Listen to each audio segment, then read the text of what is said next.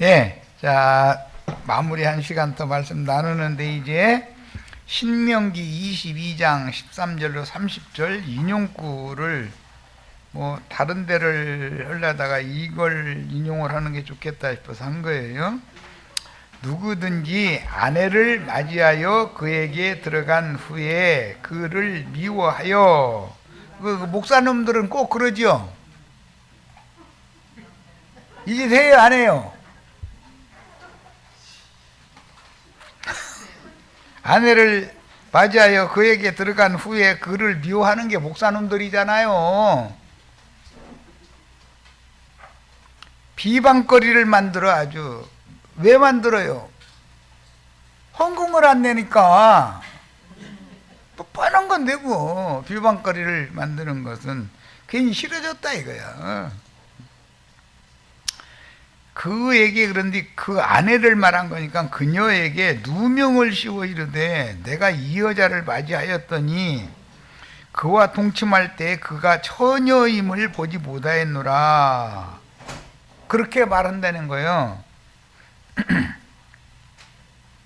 이 말은 나는 그녀의 피남편이 아니라 라고 광고한다 그 말이에요. 알아들으셨죠?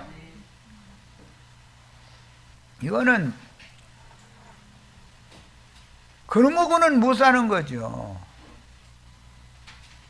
아내를 욕을 보여도 그런 방식으로 아내를 욕을 보이면 그놈하고는 못 사는 거예요. 그거는 뭐 남편이 돈을 잘 많이 못 벌어다 주면 같이 좀 협력해서 뭐 해서 생계주를 해야 되니까 그런 문제와는 이건 전혀 다른 문제죠. 그 처녀의 부모가 책임이요. 그 처녀의 처녀인 표를 얻어가지고, 표는 구원표가 있고 심판표가 있는데 이 처녀의 표라는 얘기를 잘 이해를 하셔야 돼. 지금부터 잘 읽어나가시는 거예요. 처녀의 표라는 것은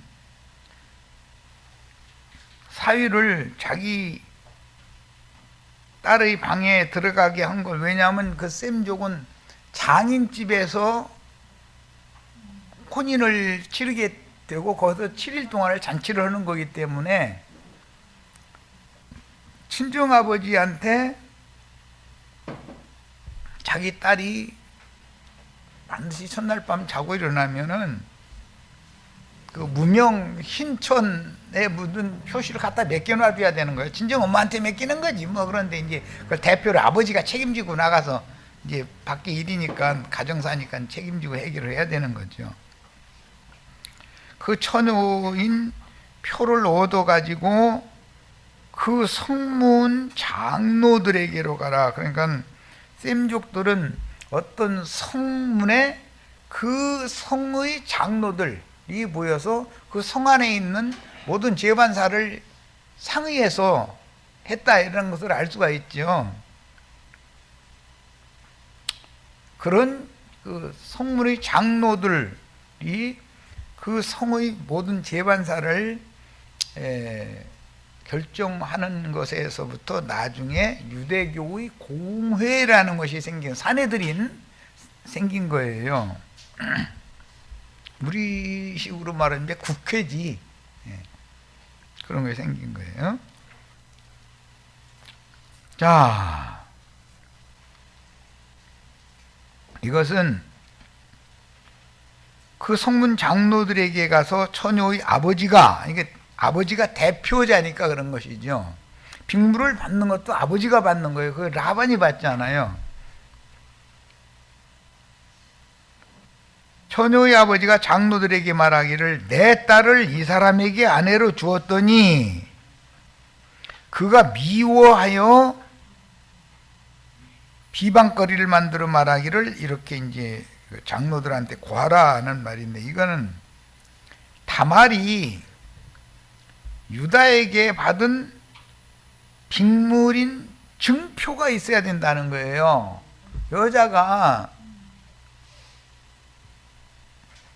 몸을 남자에게 이게 허락하면은 당연히 허락하기 전에 빅물을 먼저 표시로 받아가지고 받아가지고 있어서 나는 이 사람에게 이런 증거품을 받아가지고 있다라는 그게 이제 셈주고 혼인예에 나오는 말이에요.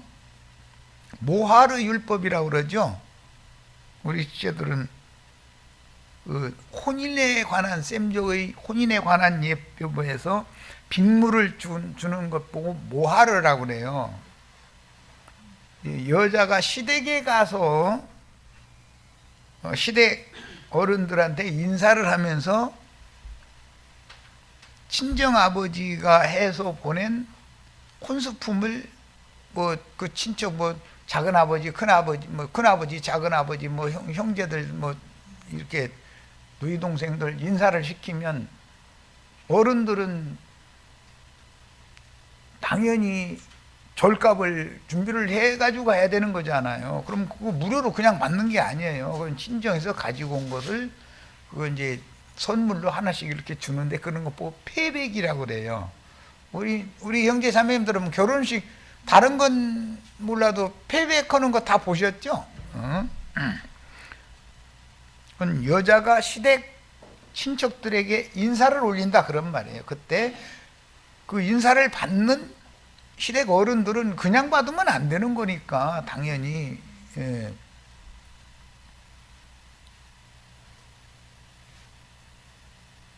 그 세댁을 받는 그 시댁의 어른들은 그들의 생활에 보탬이 되도록 뭐라도 줘야 되는 거죠. 당연히 절값을이라는 절값도 없이 이러고 면선 주었다는 큰 일이죠.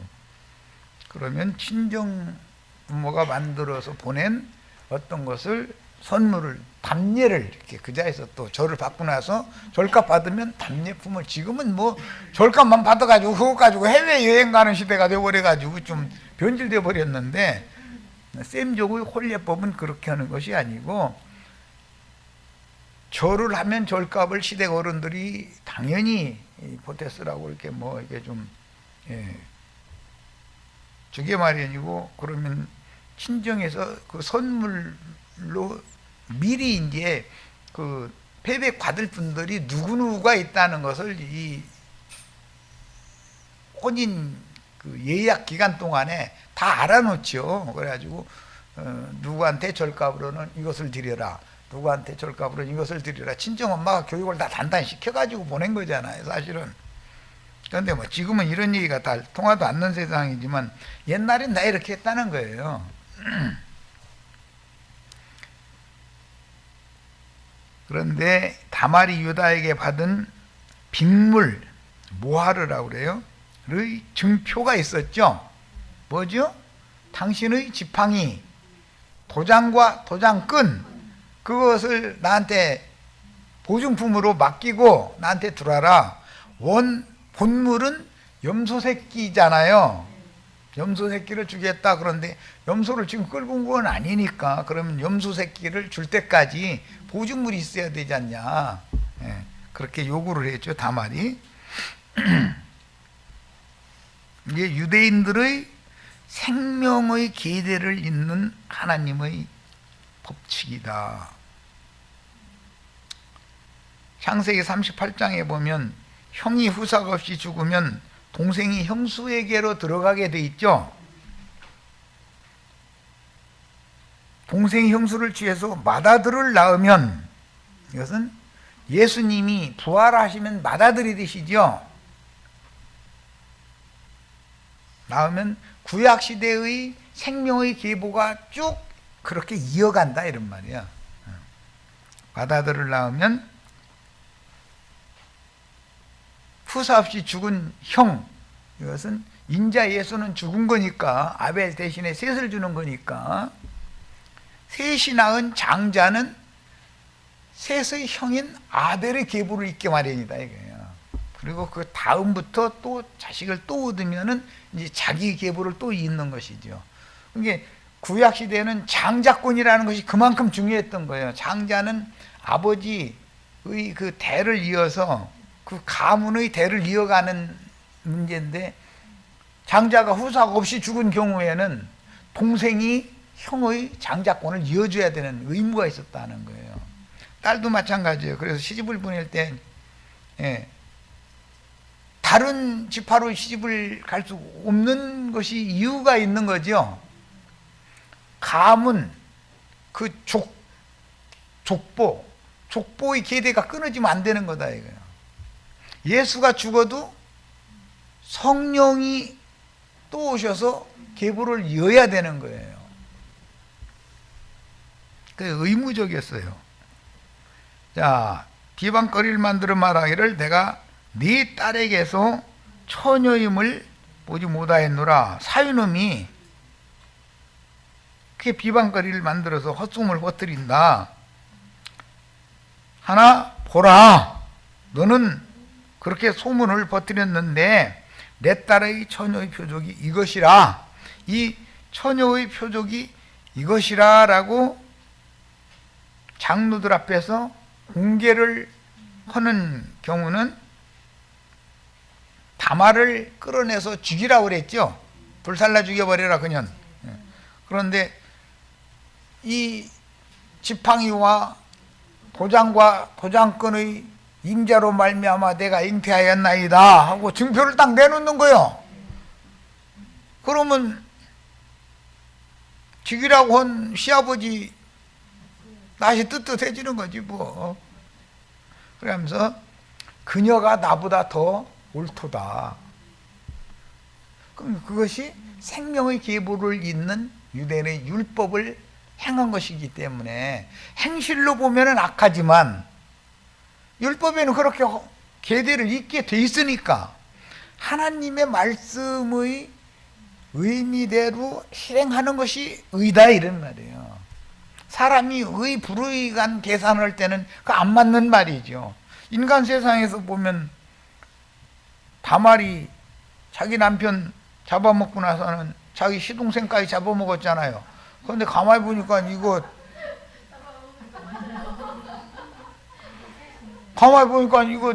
셋째 아들까지 다 잡아먹으면 대가 끊어지 생겼네 이제. 그러니까 셋째 아들 장성했는데도 형수 방에 들어가라고 않는 거예요. 그러니까는 시아버지가 나를 지금 놀려요? 하고 나서는 시아버지가 먼 시골 동네 그 목축을 하던 그 동네 양털 깎으러 언제 온다는 거 알고서는 거기서 창녀처럼 먹어서는 연박 뒤집어 쓰고 이렇게 있으니 창녀인 줄 알고서 내가 너한테 들어가기를 바란다. 그러니까 뭘 주고 들어올 건데 염소 새끼 주지. 그러니까 염소 새끼 내놓으시오. 그러니까 아니 지금 안 갖고 외상으로 하자. 그러면 아니 외상은 안 됩니다. 증표를 내시오. 그랬다는 거잖아요. 그게 빅물의 예법이다 이거예요. 자, 그러니까 근족 상속권이라는 거예요. 그것 보고 근족 가까운 친족이 대를 이어줄 의무가 있음과 동시에 가까운 친족이 그 가문의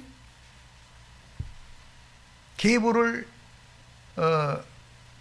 대를 이을 의무가 있음과 동시에 기업을 상속받을 권리도 있는 거예요. 그것이 유대인의 율법이었다. 내 딸의 처녀의 표적이 이것이라 하고 그 부모가 그 자리옷을 그 성읍 장로들 앞에서 펼 것이요. 그랬어요. 여기서 처녀의 표적이라는 것은 원래 할례의 표적, 할례의 표라는 용어에서부터 나오는 말이야. 여자가 혼인을 하면은 할례의 표를 당연히 갖게 마련인데 그것은 이 사람이 나의 피남편이다라는 증거를 가지고 있어야 된다 이거예요. 자기 남편이면. 피남편인 여자, 이건 교회에 대한 상징이고 영적 할례를 받은 표시와 룻과 보아스의 아들로 이어지는 구속사의 이상이 이걸 통해서 암시되어 있는 거죠. 신명기 22장에는 율법의 성취는 예수 그리스도께 접붙임을 받은 이방인들인 하늘의 장작교회가 낳은 남자로 완성된다라는 건 이미 충분히 말씀드렸어요. 지난 시간에. 자, 그 성읍 장로들은 그 사람을 잡아서 때린다. 이거는 쳐서 막 그 귀에다 대고 쳐서 말을 해야 된다. 이제 엄히 말한다. 꼬짓는 말을 한다. 이것은 그놈이 지금 귀신 붙어서 그러는 거죠. 자기 아내를 누명을 이렇게 억울한 누명을 씌우면 사실 못 사는 거예요. 아내가 딴 놈하고는 살아도 그런 놈하고 어떻게 살아. 성경에 율법에 매질을 하는 형벌의 법이 있는데 이것은 뭘 상징한다고요? 쳐서 말을 해서 귀신을 그 속에 있는 악한 영을 쫓아내줘야 된다 이런 말이에요. 더러운 영을. 예수님이 귀신 쫓아낼 때 꾸짖어가지고 다 쫓아내는 얘기가 나오잖아요. 그게 구약 성경이 때린다 이렇게 비유가 됐다는 거죠. 이스라엘 처녀에게 누명을 씌움으로 말미암아 그에게는 은 100세겔을 벌금으로 받아서 여자의 아버지에게 주고, 이것은 처녀의 증거가 있는 경우를 말하는 거예요. 이 벌금은 결국은 빅물의 값이 되는 거단 말이야. 이미 빅물을 주고서 혼인을 했을 거 아니야. 약혼 기간을 지난 다음에 혼인을 했는데 혼인을 파했단 말이야. 그러면 벌금을 또 내는 것은 그 아버지에게, 그 여자에게 주는 게 아니라 아버지에게 주는 것은, 아버지는 하나님을 상징하기 때문에, 그렇죠? 예. 아버지에게 주고 그 여자는 그 남자가 평생에 버릴 수 없는 아내가 되게 해야 된다. 이건 뭐 배필이라고 그러죠. 배필은 원래는 서로 마주 본다 그런 뜻이에요. 제일 첫째는 뭐 배필 되면은 남편과 아내가 한 상에서 밥 먹으면 마주 앉아서 먹는 거잖아요. 그것부터 시작해서 그냥 매사가 다 마주 보는 거예요. 뭐는 배필이라는 말은 마주 보는 사람 관계를 그렇게 표현하는 말이에요. 그 일이 참되어 그녀에게 처녀의 표적이 없거든. 이것은 큰 음료라는 것이 드러났거든. 그 말이죠. 간음하는 여자들이라는 것은 세상과 세상에 있는 것들을 하나님과 하나님의 나라와 겸하여 섬기는 그런 영혼들을 상징하는 말이잖아요. 그 사람들한테는 처녀의 표적이 없는 거죠. 계시록 14장에 하늘의 시온산에 올라간 14만 4천은 정절이 있는 자들이라고 그랬잖아요. 이 여자는 정절이 없는 여자지. 그러니까 만약에 현대어로 표현하자면 없거든. 그 처녀를 그의 아버지 집 문에서 끌어내고, 이건 친정아버지가 이제 개망신 당하는 거예요. 그 성읍 사람들이 그를 돌로 쳐 죽일지니, 처녀의 표를 꼭 가지고 있으셔야 돼. 이는 그가 그의 아버지 집에서 창기의 행동을 하여 이랬는데, 계시록 17장 18장에 나오는 많은 물이 앉은 큰 음녀라고 이렇게 음행을 한 여자라는 표현으로 한자어를 따라서 그렇게 말했지만 원은 창녀라는 뜻이에요. 그래서 킹제임스는 창녀라고 번역을 했는데 그게 더 맞은 말이에요. 몸을 너무 함부로 내돌리는 사람 보면 창녀라고 그러잖아요. 이스라엘 중에서 왜 그래요? 세상 복만 준다고 하면 이 신이든 저 신이든 상관없다 이 말이잖아요. 이스라엘 중에서 악을 행하였습니다. 너는 이와 같이 하여 너희 가운데서 악을 제할지니라. 어떤 남자가, 그 어떤 남자는 유대교 지도자들을 지금은 상징하는 말이에요. 그런데 훗날은 기독교의 지도자들을 상징하는 말이에요. 유부녀와 동참했다. 이 유부녀는 주님의 교회를 말하는 거죠. 약혼녀잖아요. 여기서 말하는 유부녀라는 기혼, 약혼 관계도 기혼 관계가 똑같이 보는 거예요. 하나님이 보실 때는. 유부녀와 동침한 것이 드러나거든. 이 말은 유대교 지도자들과 유대교인들의 관계, 오늘날은 기독교인들과 기독교 지도자들의 관계를 비유르든 말이에요. 그 동침한 남자와 여자를 둘 다 죽여라. 그러니까 계시록 17장 18장 음녀나 음녀의 7머리는 둘 다 죽여야 되겠네. 그럼 맞죠?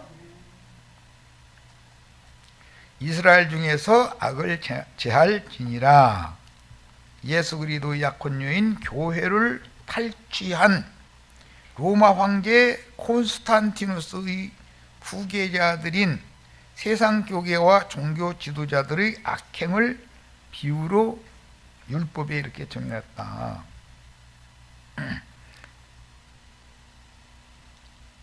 그런데 이 못된 창녀 기질이 있는 여자한테는 똥 냄새가 나. 그럼 똥파리들이 와서 달라붙어. 그런데 똥파리들은 똥 빨아먹으려고 살살이 쳐야 돼요? 큰 소리 버튼 쳐야 돼요? 그게 남자들이 괜히 와서 꼬랑지 흔들어 쌓고 살살이 치면은 조심하셔야 돼. 그때 같이 꼬랑지 흔들면 안 된단 말이에요.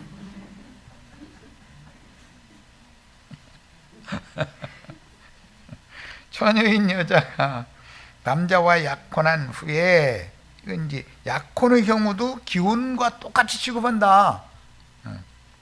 어떤 남자가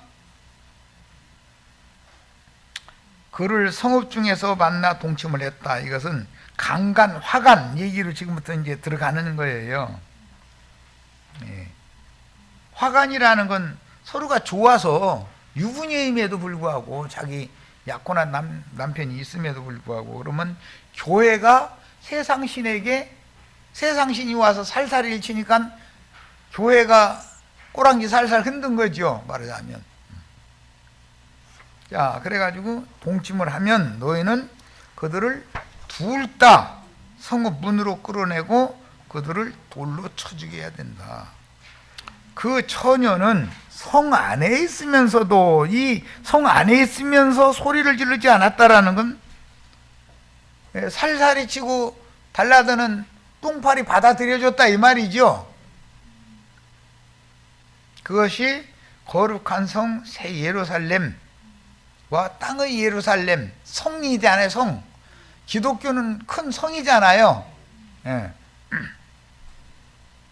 거기서 자기가 마음에도 없는 자기 그 약혼한 남자는 예수님인데, 마음에도 없는 남자와 꼬리를 같이 흔들어 댔다는 것은 화간했다라는 뜻이란 말이에요. 그런 게, 그럴 때는 그 처녀가 성 안에 있으면서도 소리를 지르지 아니한 것이다. 거부했으면 명료하게 표시를 했어야 된다 이 말이에요. 그러면 누군가 와서 도와줬을 거 아니냐 이거예요. 그 남자는 이웃의 아내를 욕보였으니까 둘 다 죽여라. 너는 이같이 하여 너희 가운데서 악을 제할지니라. 큰 음녀와 간부들의 화간 관계에 대한 율법이 계시록 17장과 18장에 실현이 되죠. 많은 물이 앉은 큰 음녀와 음녀의 7머리들 둘 다 죽이잖아요. 그런데 하나님은 자기 약혼녀를 더럽힌 놈을, 원수를 갚을 때 껍질 홀딱 벗겨서 죽여버려. 그냥 죽이는 게 아니라. 그런 걸 알아야 돼. 목사님들은 껍질 벗기게 생겼네. 난 뱀 껍질 벗겨봐서 알아. 그건 뭐 구워 먹으려고 이제 한 건데, 뱀 껍질째면은 그 구워지지도 잘 않을 뿐 아니라 그 뱃속에 들어있는 더러운 창자 이제 이런 것이 그 살에 묻어나니까 그냥 굴 수가 없는 거죠. 아구리, 양쪽 아구리 여기 낫으로 이렇게 좀 기술을 내고 나서는 손 팍 집어들어가지고 휙 잡아다니면 그 뱀 그 창자 이 부분 몽땅 쭉 하면은 딱 나오지. 그러면 이제 그 다음에 불 쪽에다 집어 넣는 거예요. 그러고서는 그것도 잘 발라 먹어야 돼. 뱀도 가시가 여간 저거 하기 때문에.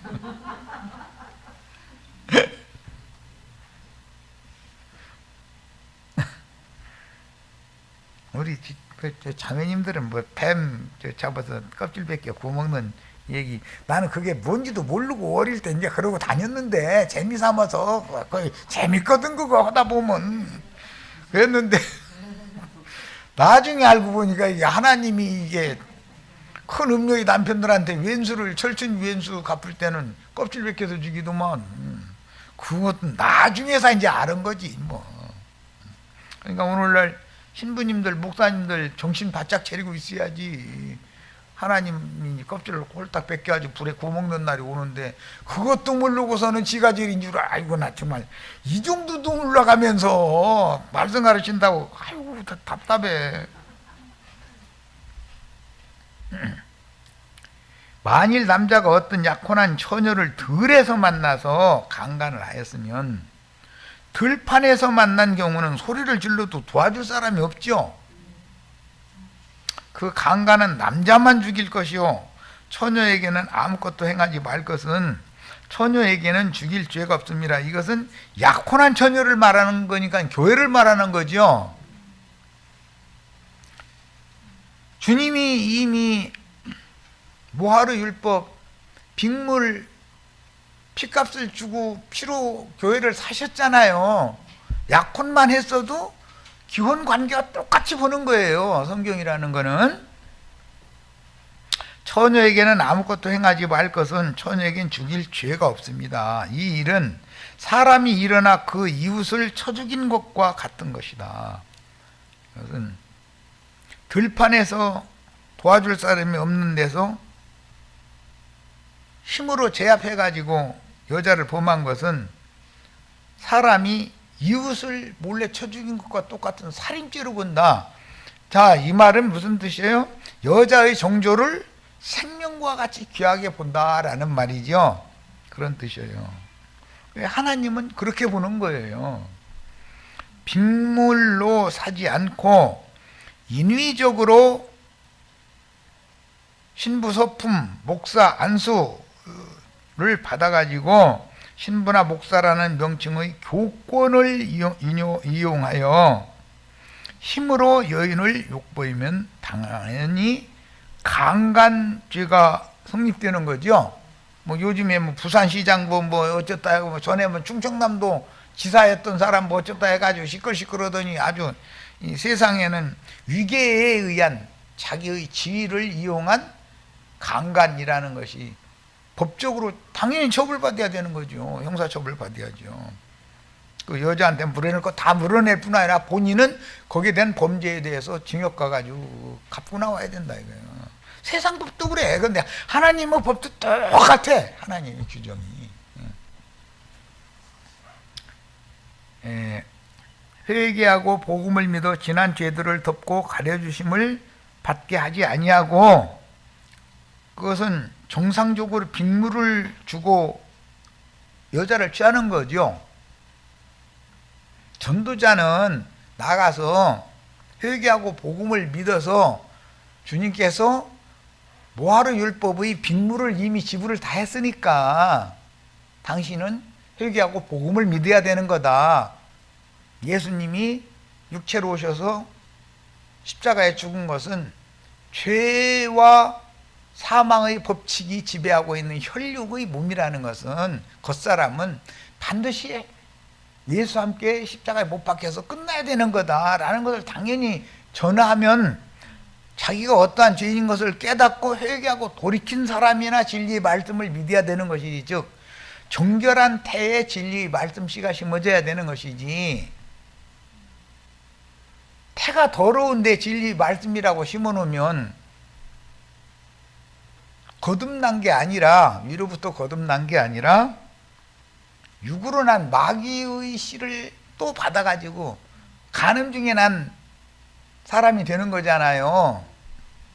하나님은 이런 간음하는 여자나 남자나 간음으로 말미암아 수태되어져서 태어난 사람을 하나님은 싫어한다 이런 말이야. 그건 뭐 세상 나라에서도 그건 뭐 다 알 수 있는 일이죠. 자, 남자가 처녀를 들에서 만난 까닭에 그 약혼한 처녀가 소리질러도 구원할 자가 없었습니다. 이것은 신약에는 요한복음에 보면은 날 때부터 소경된 자가 있었는데 그 사람이 자기의 죄나 그 부모의 죄로 말미암아 그렇게 된 게 아니라 그를 통해서 하나님의 영광을 드러내게 하려고 날 때부터 소경으로 태어난 사람이 있었어. 예수님이 오셔서 고쳐 눈 떠주셨죠.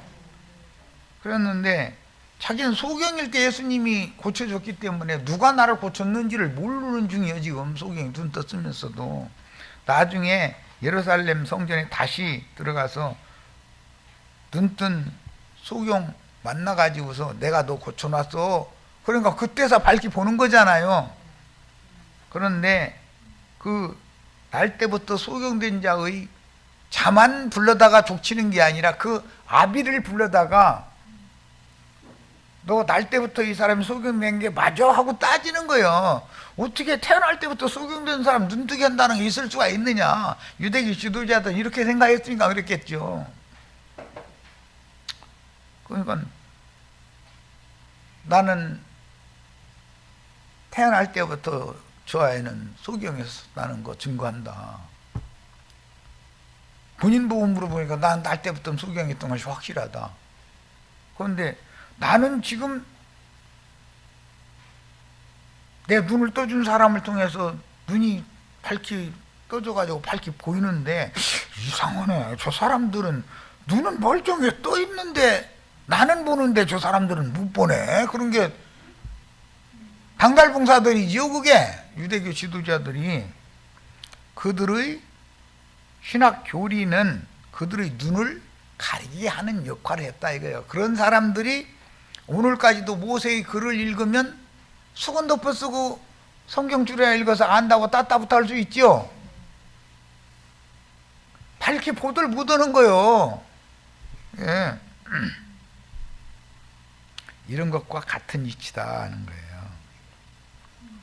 자, 그러니까 이제 처녀를 들에 만나가지고서 힘으로 제압해가지고서 보면 경우는 진리에 대한 이해가 전혀 없는 순수한 신자들이 기독교계의 목사들처럼 뱀같이 간교하고 그런 마음이 없는 사람들이요. 아무것도 뭘 모르고 그냥 그걸로 전도받아서 간 거야. 그리고 그것이 그 허라는 대로 하면 천당이라는 대로 가는 줄 알고서 그냥 한 거야. 그런 사람들은 진리에 대한 이해가 전혀 없는 순수한 신자들이 그냥 자기는 원치도 않는데 내가 등록을 당한 건지 망한 건지도 모르고 있는 거야. 참 그럼 이게 사람 죽을 일이 여기는. 능욕을 당했으면은 모를 리가 있어. 속으로는 나 저놈한테 수모 당했네 하고 다 알지만 소리를 질러봐야 도와줄 사람이 없어. 근데 그때는 거부할 수도 없이 그냥 당한 경우를 지금 말한 거예요.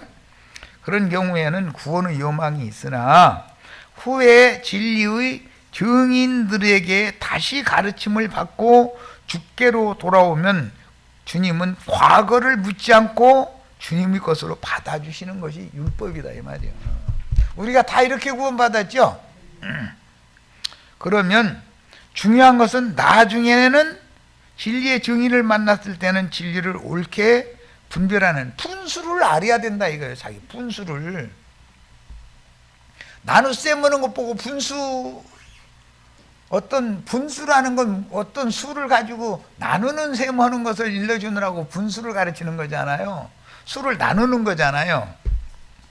그런데 아유 저 인간이 분수대기요. 그러면 숫자를 나누는 법을 전혀 모른다 이런 말이요. 만일 남자가 약혼하지 아니한 처녀를 만나 그를 붙들고 동침하는 중에 그 두 사람이 다른 사람들에게 발견이 된 경우 그 동침한 남자는 그 처녀의 아버지에게 은 50세겔을 주어라. 이것은 그 여자를 꽁으로 취하면 안 된다. 50세겔의 가치는 있는 거지요. 자, 이 말은 빅물을 주고 정식으로 데려가라 이 말이란 말이야. 친정 아버지한테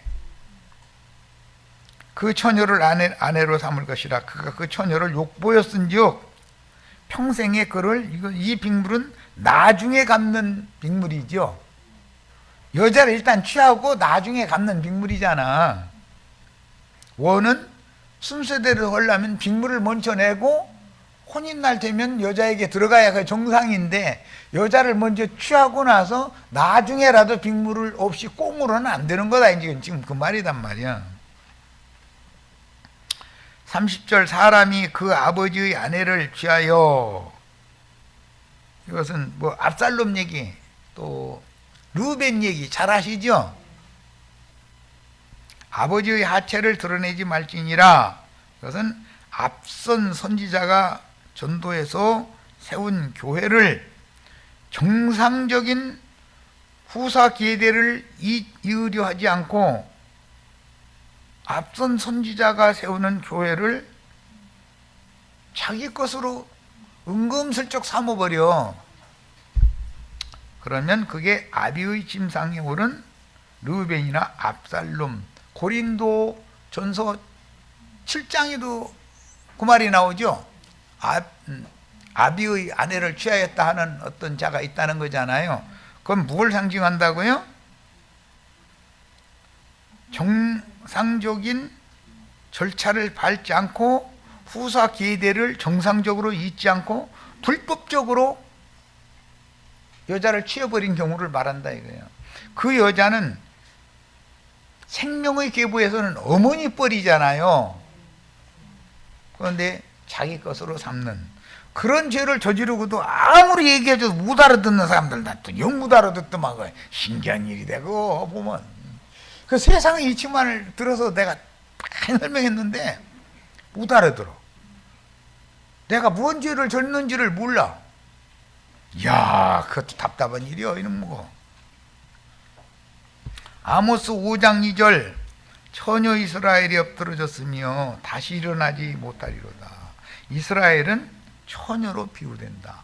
이런 데서 열처녀 비유가 마태복음 25장에 나오는데 무슨 앞에 무슨 율법이 있었고 선지자들이 그것을 어떻게 해석한 것이 있었기 때문에 마태복음 25장 신약의 열처녀라는 건 예수를 믿는 사람들이지 안 믿는 사람들을 말하는 건 아니죠.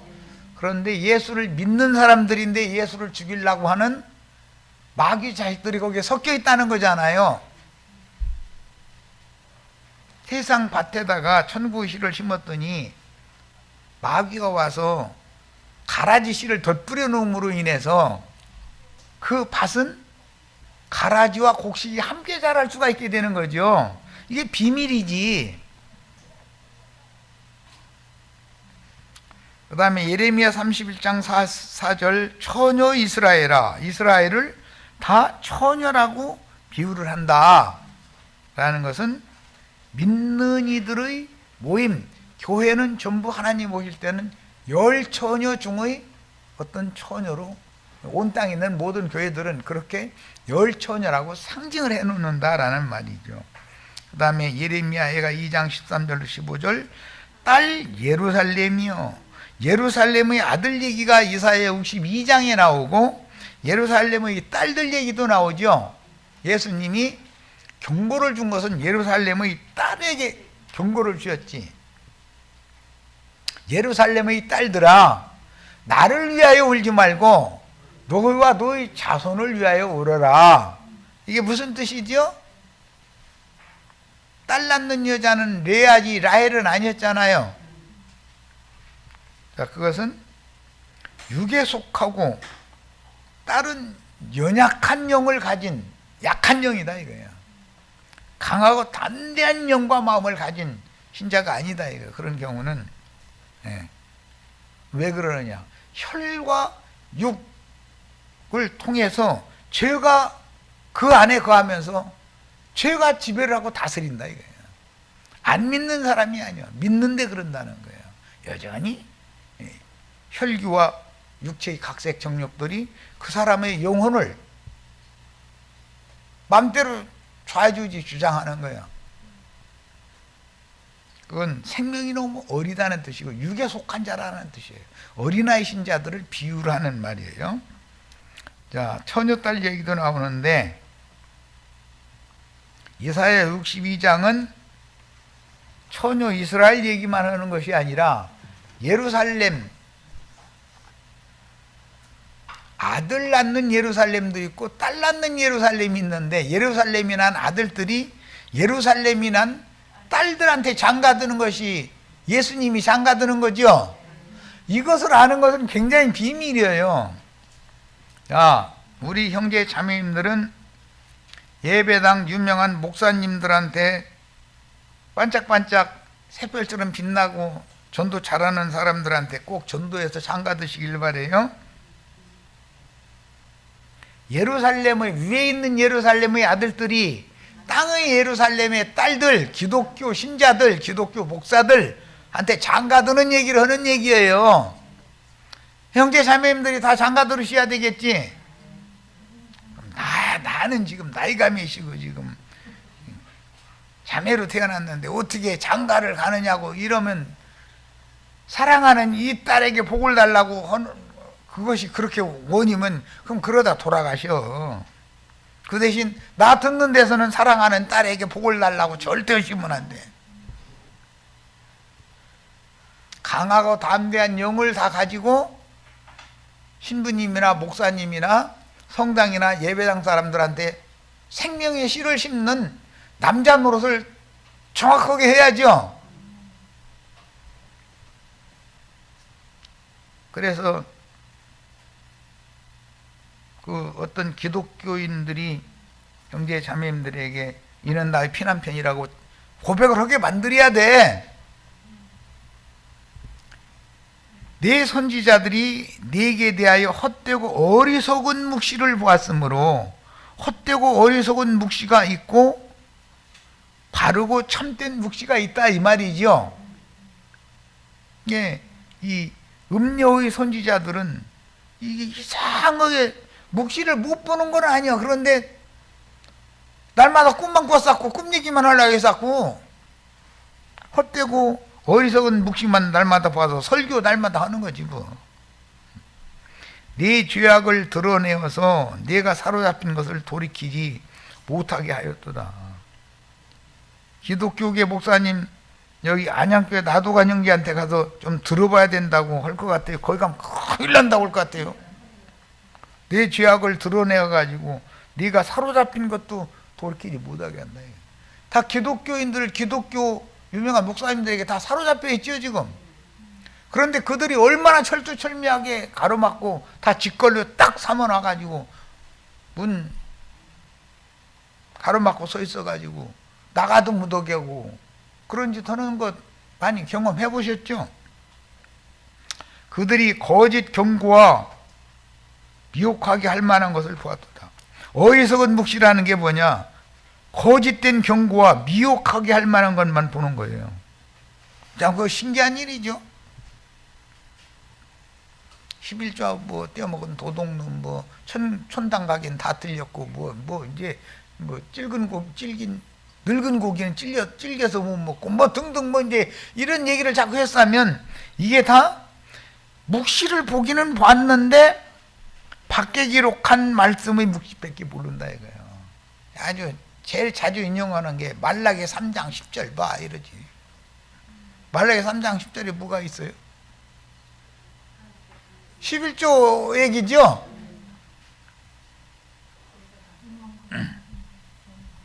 그런데 헛된 묵시라 이거예요. 그게 다 11조가 없다는 게 아니야. 돈으로 내는 11조 그래가 저만 부자 되는 거 아까 우리 저 점심시간에 김자매가 얘기하던데 저는 100배의 상을 받겠다고 한대잖아. 부산에도 집 한 채 있고 일산에도 집 한 채 있는 놈이. 그럼 지가 노력해서 월급 타서 그 집 두 채 산 건 아닐 거 아니여. 다 경고와 미혹하게 하는 봉갈쳐 가지고서 헌금 거둔해 가지고 그거 다 지 소유로 한 거 아니여. 그래 놓고 나서도 저는 100배를 받겠다고 그러면 60배 받을 사람, 30배 받을 사람은 저한테 날마다 내다가 인생 맞추면 나머지는 받는 거 없잖아. 그럼 무엇을 어떻게 하자는 거예요 도대체. 30배 받을 사람들부터 시작해서 차근차근 아랫사람을 그렇게 해서 복을 주어서 길러내놓으면 저한테 맨 나중에 뭐 돌아오는 거, 이것은 땅에서 뭐 주려고 그러면 아니 난 땅에서 미리 받는 건 난 싫어한다고. 주님 앞에 가 받을 거니까 걱정 말고 너 둬 받은 걸로 할게.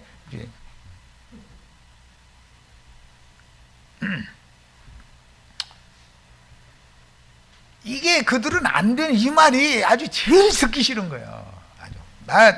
그 목회자들이 나를 싫어하는 게 왜 그러는지 이미 경험을 해봤어.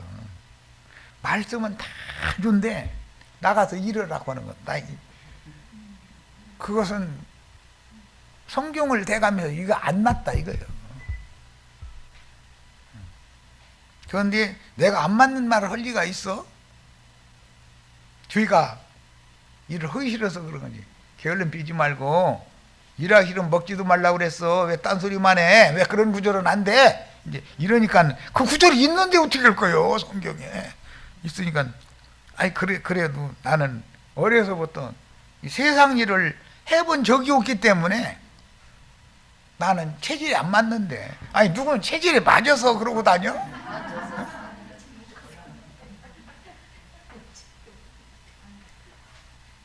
억지로 내 체질을 거기다 맞추는 거지. 체질이 안 맞는다 소리가 아니라 할 말이 없더라니까. 알았다고 나 그러고 그냥 말았는데. 모든 지나가는 자들이 다 너를 향하여 박수치며 딸 예루살렘을 향하여 비웃고 머리를 흔들며 말하기를 온전한 영광이라. 비웃는 말이죠. 모든 세상 사람들이 기쁨이라 일컫던 성이 이 성이냐 하며, 이것은 회개하여 지난 죄들을 간과해 주신 양무리는 열처녀로 상징되지만 처녀의 표시가 없는 세상 교계는 큰 창녀로 상징이 된다 이거예요.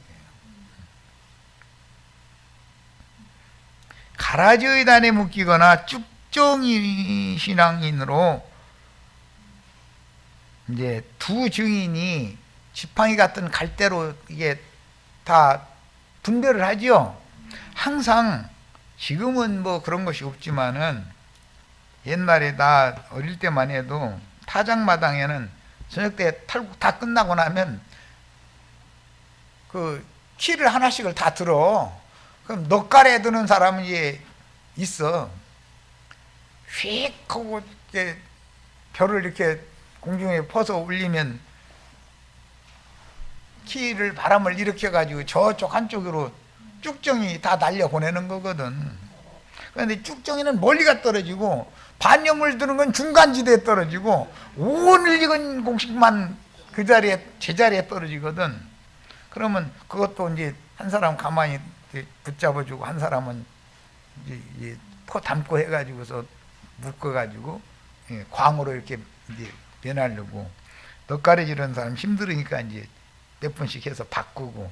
그러니 그 사람이 이제 먹을 낮에 탈곡을 하면서 이상하게 꼬꼬댁 소리가 나와 저쪽에서. 그러면 얼른 갔다 와. 그러면 그게 뭔 소리인지 알아. 그럼 꼭 나만 시키더만. 거기다 정말 들킬까 봐 가슴 조마조마해가면서 말이야. 그래서 다 모가지 밑으로 가지고 그 노젓가리 속에다 그냥 감춰놔뒀다 가서 그 다 끝나고 나면은 주인한테 딱 던져버리지. 그러면 당연히 죽은 닭 말고 그 일꾼 숫자에 맞춰서 2마리나 3마리 더 잡아가지고 해서 맛있게 해서 저녁 이제 해서 내고 이제 그런 거는 참 그때만 해도 참 인심이 후했어. 참 없이 사는 세대였는데. 그런데 해 동동 아직 남아있는데 꼭 나보고 얼른 갔다 와. 그래. 아이, 나 사람 죽어. 이러고. 나는 닭소리 하는 사람이 되어버려가지고. 그런데 그게 생활이었더만, 그게 나중에 지나고 보니까. 이사야 62장 5절, 이게 시간이 지났네. 여기부터는 내일 모레 목요일 날 말씀을 나누겠습니다. 시간이 50분이나 넘어서 안 되겠네요.